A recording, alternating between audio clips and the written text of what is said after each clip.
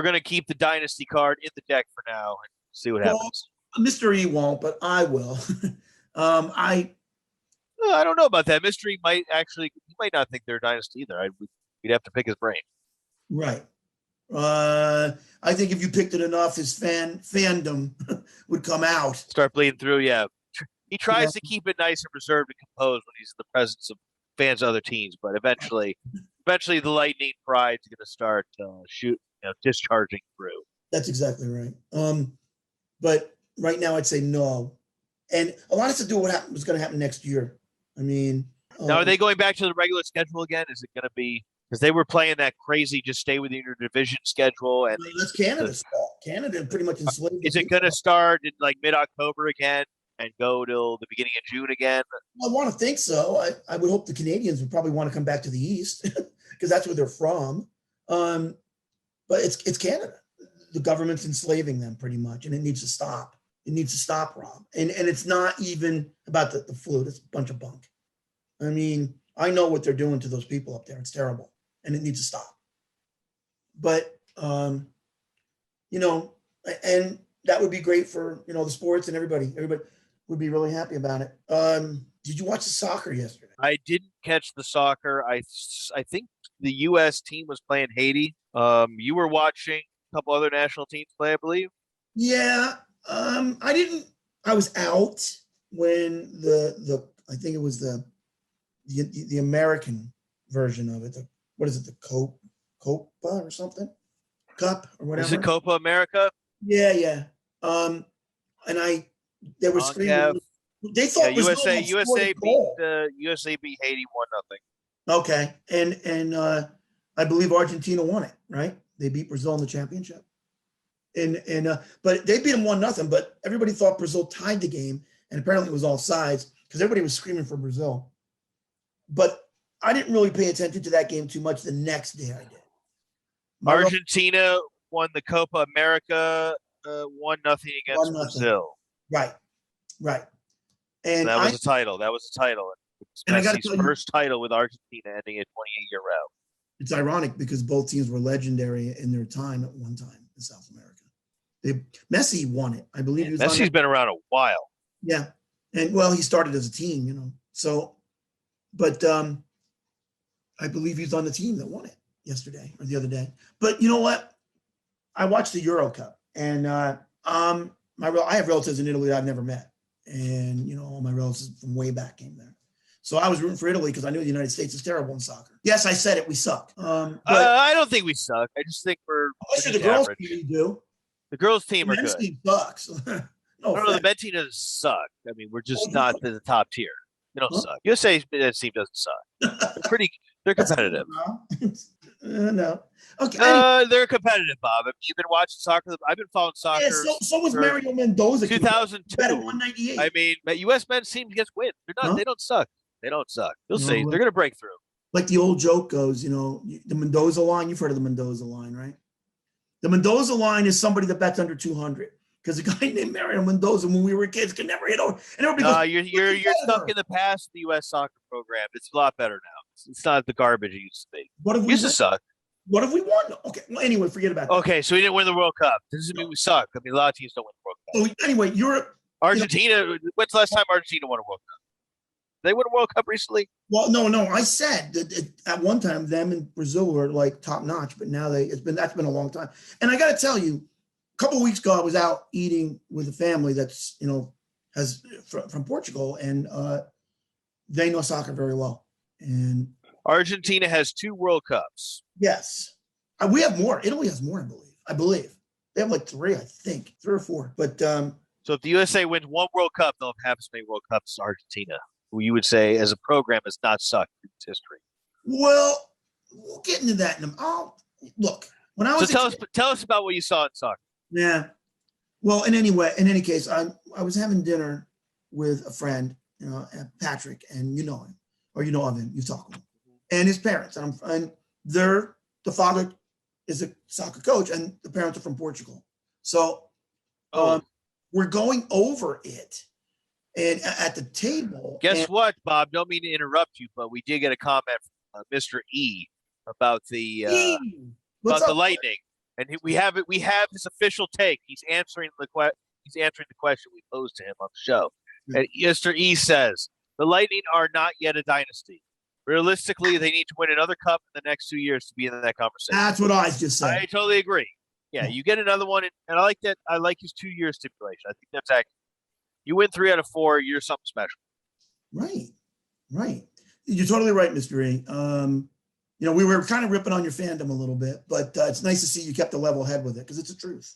A lot of fans can't do that. Everything their ideas are based on is based on how much they like or hate a team. So thanks for that, Mr. E. We appreciate it. But anyway. So you're saying Portugal. Yes. So I'm having dinner with them, and I know a lot about Italy because they did win it. What? In the 2000, what did you say, 6?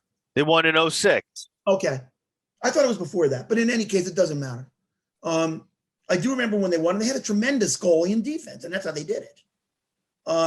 And they still have that great goalie and the great D. That's their system. But I likened them, and I told the family about it, and Patrick, the son, was getting on the father's case, saying, Italy's too old, and France is the best team, and Germany's usually the most solid, but this year they're a little down. And England, I said, England will give us a tough time. And he goes, they're good too, but, so he was making fun of our 2 old players on defense. And weirdly enough, the father goes, they're veterans. You don't know, Pat. He goes, yeah, we'll just run some young kid past them and score. And goes, no, because they've been doing it longer and they're still pretty fast in their own right. The veterans are those older guys, one of them scored the goal to tie the game, and the other one played monster D and kept England from scoring. So when England scores in the beginning of the game, it happened in the first 2 minutes, and I'm just sitting there going, I'm kind of on the computer like I am now, and I'm not really by the television, so I'm not watching it. And I'm keeping my eye on the score, though, and it stays 1-0 for quite a while. And I go, let me go watch it. And here's the guy, I don't know much about soccer, okay? But I likened it to the New Jersey Devils, okay? Because when I told you guys on the show, Devils have a great goalie and a great defense. Whenever their offense was good enough, that's when they would win it. I found out that Italy is scoring 2.5 goals a game, which was a heck of a lot more than they did when they won the cup. And I was just like, they're going to win it. So, I'm sitting there and England scores first, and I'm going, come on, Italy. Just I kid you not, tie the game and we'll beat them on penalty kicks. We will, because we're better at defensive and better goalie. Sure as heck, we tied a game with 67 minutes in. And I go, overtime's not going to mean anything, the extra time, whatever they call it. I go, it's going to go to penalty and we're going to win. And the first guy comes up and I look at, my brother says, look into the guy's eyes. The Italians kick first, and the guy, I'm looking at him, his eyes are focused. I go, he's going to make it. Boom. He makes it. The second Italy guy scared to death. I go, he's going to miss. And he missed. England, on the other hand, they made their first 2 goals. No, they made their first goal. Then they missed. Our guy blocked it. And then they made the next goal, and they're up 2-1. And then we tied it. And then, because they went second. In round 3, they had a chance to take a 3-2 lead. No. The guy stopped them cold. And I was like, yeah. And then the other goal hit the post. So it didn't go in. It actually ricocheted. I think it ricocheted off his hand and hit the pole and went out. And I was just like, and then all we had to do was kick it. And the veteran came up and he went straight one way and the goalie dove the other. And he just hit it right in and they won. And you know what? I knew they were going to win it the whole time. And I kept telling Pat that, who's supposedly the soccer guy, because he was when he was a kid, younger kid, he's in his 20s now. He was a soccer star until he broke his leg. They were going to recruit him. And his father, and I sat there and I agree with his father, and they go, he told his son, he goes, because I'm a coach. He goes, Italy has a chance. Bob could be right. And you know what? When I call him later on, I'm going to call him. I'm going to go, yeah, how did that one taste going down? Because I'll tell you the truth. And I was excited. It was a great game. Europe needed it because they're all locked down. They even lifted the restrictions, which makes me wonder. So they let everybody in from Italy, and actually in all places. And we won. Reese, who calls in, he's English. He's from London. Wait till I call him. He's going to get it. Because he goes, well, we can beat you because we play at home. Like, yeah, well, we're just a better team. How about that? And we did it, and it was great. I loved every minute of it. I had a lot of fun watching it. So what was the final score? The final score was in the kicks, okay, and it was 3-2 Italy in the penalty kicks. The game itself ended 1-1 tie, so they went to the penalty. And yeah, I mean, he stopped 3 of those. Our goalie. That's really great. That's hard to do. Yeah. Yeah. No, people forget that's a big goal. It's not like hockey where the goalie and all his suit basically covers the whole goal. Pretty much covers it. Yeah. Yeah. No, right. The soccer goal. I mean. But you know what? Soccer and hockey, there's a lot of similarities because you don't score much. You got to hit it by a guy. You got to play good defense. You know what Italy did? I figured out what they did during the game, Rob, but I don't know a damn thing about it. They passed them to death. You know how sometimes I get mad when you're on a power play, you pass too much? But this was a setup. Even when they were losing, they never lost their patience. They had a system, and they kept pulling England away from the goal and just passed it farther back. And all of a sudden, boom, they struck and they hit. And I was just like, they lured them out. It was a great strategy. It was and Italy deserved to win, and I was so happy for him. Yeah, the lack of scoring in soccer is the detriment to me as a viewer. And there was a couple. I need to see points. Sorry, I just do. They should keep watching it. Just keep watching. Maybe an hour or someone will score. But my thing is, what happens if you just get rid of offsides? Why do you need offside? How badly would that hurt the game? Really? Didn't they pretty much get rid of offsides? They didn't get rid of offsides in hockey, but it's a lot. It's a lot. It's more flex. It's less restrictive, right? Yeah. I just don't see what the point is of having offsides in soccer. That big open field, you get punished for being in position to score. I mean, come on. Well, remember what you asked me about why does the home ice not mean as much in hockey, or the home field, or whatever, the court? It's because of what you just said. You got to sit there and go like this the whole time until somebody scores. So you're not really cheering and fueling the whole team on. It's almost like somebody's cutting the wire where the energy doesn't go through. Yeah. Yeah, there's definitely significant momentum blocks and shifts that take place that you find in soccer and hockey that you don't see play out in the other sports. Right. It's just their unique styles of momentum blocks and momentum shifts. Right. I mean, football, yeah, you feel it. Your team gets that touchdown, plays ready, get that D out there, get 3 and out, get the ball back. And Mr. E says offside reduces cherry picking. I don't know. Is that a bad thing? I mean, the hockey rink, NHL rink is tiny. Well, you know what? People big. Cherry picking in basketball too. Everybody thinks it's a little cheap, but it's allowed. It's allowed. If you're going to be lazy and not play D, or just break the minute the guy shoots to the other basket, you can pull it off. I mean, that's another thing. I don't like the NHL rink. I like the international. I like the bigger rink. I like second. Right. The NHL's back. The change of direction in possession is so rapid in the NHL rink. It's so small, compact that I think there's more available if they had the larger rink. Is that ever going to happen? No, not. But you know what? The small. Well, the NHL is not. There's no rules on how big the rink can be. There's not. Every rink's a little different. The Bruins. Wait, so there's not a standardized NHL-sized rink across the league? No, because Mr. E, can you verify this? I know you're listening. Are there actually different sized rinks across the league? Okay, if there is, it's new because the Bruins always played in the smallest league, and so did Montreal. They were 1 and 2, and they used to love it because they knew where to hit you with the boards. They would use it to their advantage. Mr. E agrees on the International Ice League to a better, faster game.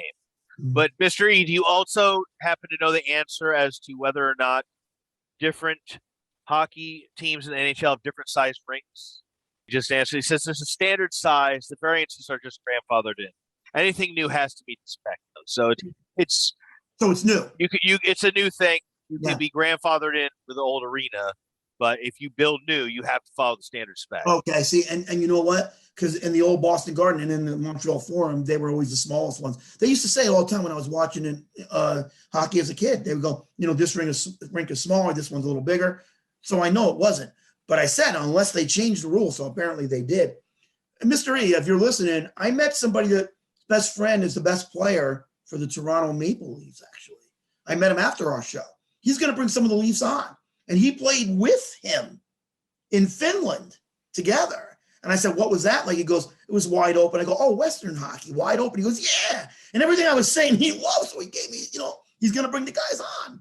So hopefully that will be soon. Although I cannot find his address. So I got to look it up, but I'm sure I'll find it. Yeah, just interesting insights on the nature of the game. I would like to see a bigger ring. But Bob, how about those Bucks? They look pretty good. Down 2-0. Nice 20-point win. Yeah. You know what? A couple nights in game, I want to say it was game 1. I went out and there was this blonde that I knew and she was sitting. The place was empty because it was a weeknight. And I just stopped in for a second because Reese was supposed to be there. I was going to meet him there. And she was watching the game. She kind of looked, I knew her and I gave her our card for our show. And she goes, I kind of bet. I go, did you bet the team? She goes, no, just the players. I bet Chris Paul. I'm like, okay. So, I go, Phoenix is going to win the game. And the game just started, game 1. And she goes, why do you think that? I go, because the home team wins like 82% of the time, even more in the playoffs. And she looks at her 2 guy friends and she goes, you hear him, what he just said? And the one guy came over, he starts talking to me. I go, Phoenix will win they'll win the first 2 games. You'll see. One will be a blowout. And that's exactly what happened, And then, everybody for the last 3 days, because it was a big break in between the 2 games, game 2 and 3, was on the radio. And I turned them off because I think they're a joke. They're like, oh, well, the Bucks are done. And I'm like, no, because they haven't played a home game yet, for 1. For 2, when my brother was with the Bucks, they never lost there. And they stunk as a team.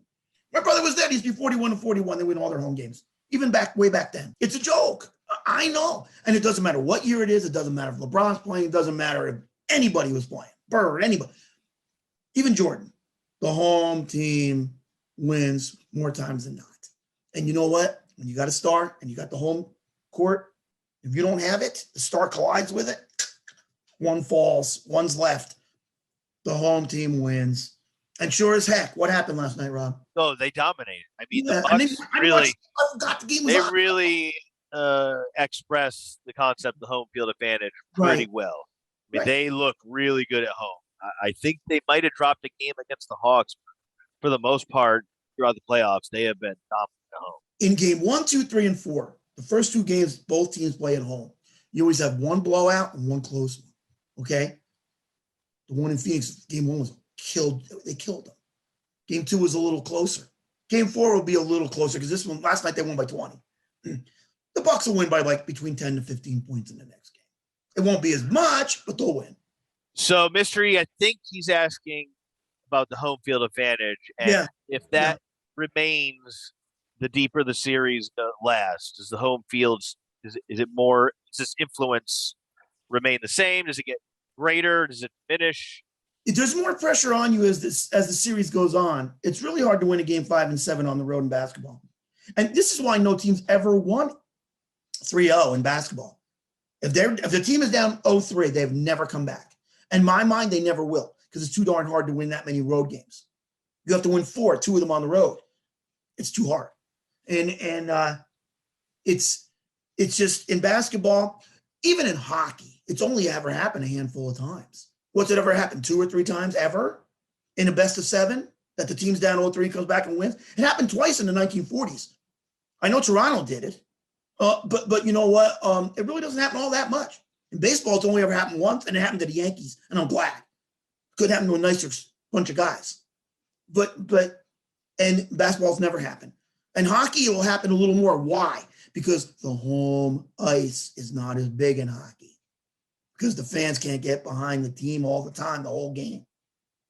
Like I said, somebody snips the power line. Well, like Mr. East said, it's only happened 3 times. I think he's referring to the 3-0 comeback or the 3-1 comeback. In hockey. Yeah. So, I mean, it's only happened 3 times. That's right. That's not a lot. When you think about it. Not a lot at all. It's only 3. Hockey's an older sport than baseball. It's been around longer, and it hasn't happened. Your buddy, the Herbmeister, he wouldn't talk to us about basketball. He only talked to us about football. He goes, I'm not into that.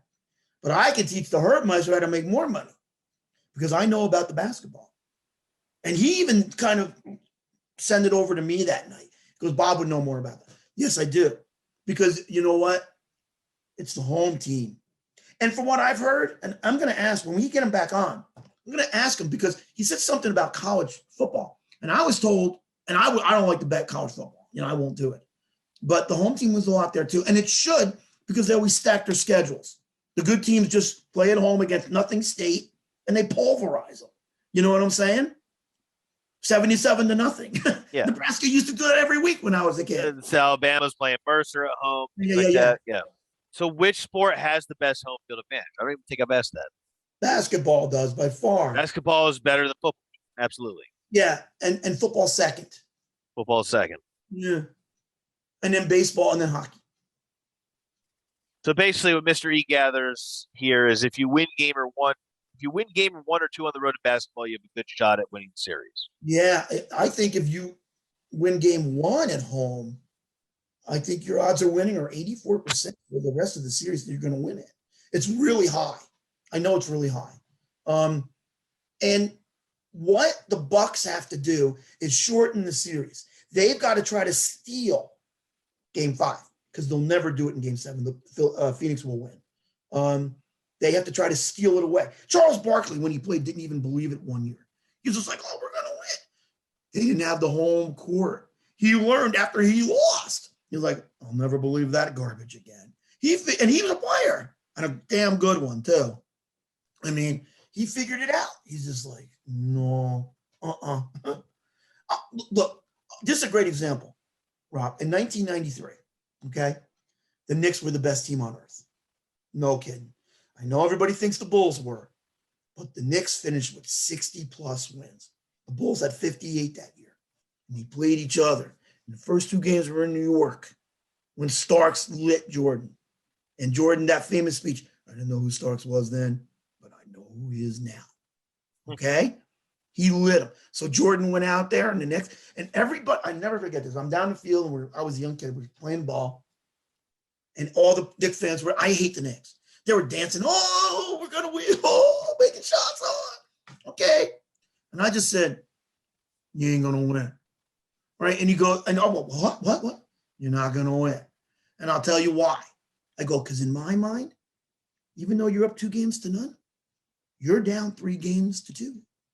And he went, what do you mean by that? And I go, you're not going to beat the Bulls in Chicago. That's number one. They're going to beat you 3 times. I go, you're not playing the last couple of teams you beat in the last easy early rounds. I go, you're playing against Mr. World himself. I go, you're going to lose all 3 games in Chicago. And then you just better hope that Jordan, who is tough enough to stand up to the home court's toughness and take one and steal it from you, doesn't beat you in a game 5. Well, Rob, in that game 5, in the second half, he made every point from 5 minutes to go in the third quarter to 5 minutes to go in the fourth, except one. Good old Scottie Pippen made 1 foul shot. He made 1 point, and Jordan scored all the rest. And he stole that game, and Jordan blocked that shot. Blocked again, blocked, stole, blocked, game over, boom. And everybody, and I'll never forget, I have it on film. I have it on clip. You see this Knicks fan sitting there like this. Stunned. Do you know what their record was at home that year? The Knicks were 38-3. 38-3. That was only the 4th time they lost at home. That game. Mm-hmm. And everybody, I went down the field, and my friend Mike, he's still my friend, but he was a mean guy. And at the time, and I was sick, and he goes, I hope you die. So I'm like, oh, thanks. And he meant it. Wow. Yeah, I know. And some friend. I go, Mike, my friend. Yeah. I just looked at him when he asked, and he goes, it ain't over yet. I go, that's only because game 6 hasn't been played yet. You're done. And when Pippen hit that 3, he stuck the 1 finger up. I'm just like, yeah. And because the Knicks were winning in the first quarter, even with that. In game 6, I didn't care. It was like, they're just playing hot. Hughes playing well. Bulls are going to come back, and they did. And they beat them. And you know what? You have to be able to steal out home court. Most people can't.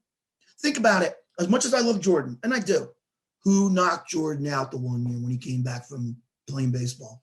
That's right. That would be the Orlando Magic, baby. That would be Shaq, baby. The real center. And that was my argument with Jordan. As great as he was, all the players of the 80s had retired and all the big centers were gone. It made it easy for him. But Shaq wasn't gone. He was younger than them. Then they try to make excuses. Well, he just came back from baseball. If you're that great in basketball, you're the best ever, you can do it no matter what the circumstances. I don't want to hear it. They didn't have the home court and they didn't have the big man, and Shaq ate him alive. And that's the bottom line. No excuses. The more important you are as a person, the less you have to fall back on excuses. Sorry, it doesn't work that way. You're great, no excuse. You lose. Boom, that's it. But that's how important the home field is, Rob. In basketball, people don't get it. They don't get it. And if they did, they'd be betting and making a lot of money.